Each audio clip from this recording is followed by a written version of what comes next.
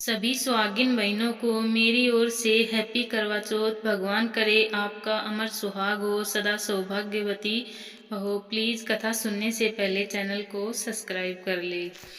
एक बार एक साहूकार के 7 बेटे और एक बेटी थी। बेटी का नाम करवा था। वह बेटी सातों भाइयों की बहुत ही प्यारी बहन थी। सभी भाई उससे बहुत प्रेम करते थे। सातों भाई अपनी बहन के बगैर कभी खाना नहीं खाते थे। पहले अपनी बहन को खिलाते और फिर ही खाना खाते थे। एक बार उसकी बहन ससुराल से मायके आई हुई थी। सातों भाई अपने काम से घर लौटे और खाना खाने बैठ गए।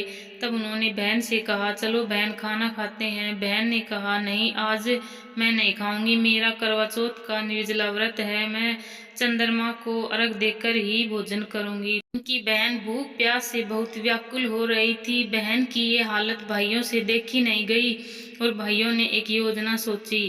भाई दूर पहाड़ पर चले जाते हैं और पेड़ पर चढ़कर एक दिया जला लेता है, दूसरा दिए के आगे छलनी लगा लेता है। और घर रह रहे भाइयों ने बहन से कहा, चलो बहन अर्घ दो, चंद्रमा निकल गया है। और बहन खुशी के मारे दौड़कर जाती है और सीढ़ी पर चढ़कर अर्घ दे देती है। अपनी भाभीियों से भी कहती है, चलो भाभी अर्घ दे दो, चांद निकल आया। लेकिन भाभियां कहती हैं, हमारा चांद तो अभी नहीं निकला है, तुम्हारा ही निकला है, तुम ही अर्घ दे दो। और वह अर्घ देकर भोजन करने भाइयों के साथ बैठ जाती है। ऐसे ही पहला गिलास तोड़ती है, छींक आती है, दूसरा गिलास तोड़ती है तो बाल आता है, और तीसरा गिलास मुंह में डालने को होती है, उसकी पति की मृत्यु का बुलावा आता है।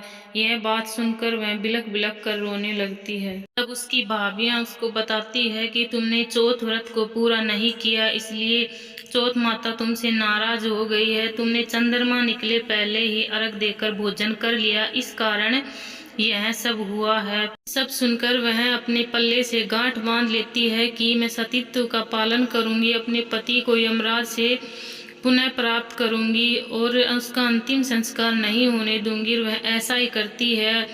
वह अपने मरे हुए पति की सेवा करती है। ऐसे करते करते 1 साल बीत जाता है। 12 महीने की 12 चौथ भी करती है। 1 साल बाद जब करवा चौथ का व्रत आता है तो वह करवा चौथ का व्रत रखती है। सभी भाभियां भी करवा चौथ का व्रत रखती हैं। जब भाभियां उससे आशीर्वाद लेने आती हैं, वह प्रत्येक भाभी से यम सुई ले लो, पिए सुई दे दो, मुझे भी अपनी जैसी सुहागन बना लो, ऐसा आग्रह करती है। लेकिन हर बार उसे अगली भाभी से आग्रह करने के लिए कहा जाता है। अपने पति के ऊपर उगी हुई दूब की सुई को उखाड़ती जाती है और ऐसा ही बोलती जाती है। इस प्रकार जब छठे नंबर की भाभी आती है तो करवा उससे भी यही बात दोहराती है।